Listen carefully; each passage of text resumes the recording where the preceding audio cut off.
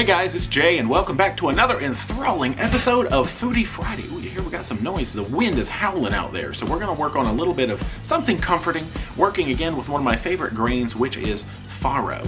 This one actually works a little bit better as a side dish, even though we have had it as a main course before. But it's a very simple preparation of Farro, so let's get right into it.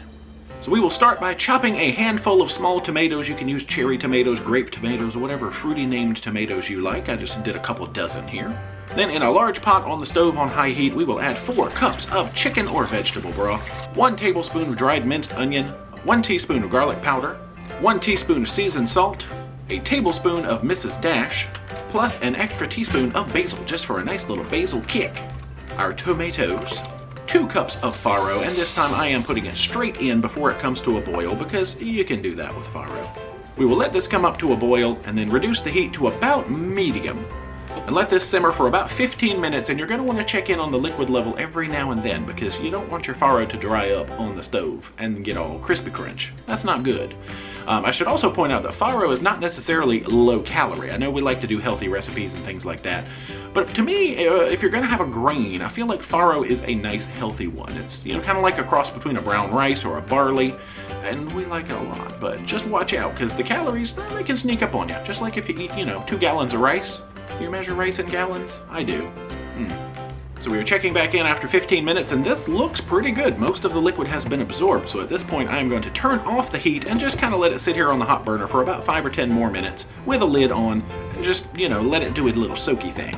At this point it actually gives it a nice chewy texture. You could add more liquid to it in the beginning and let it cook a little longer if you do like sort of a more, not mushy, but you know what I mean. This is very al dente, shall we say.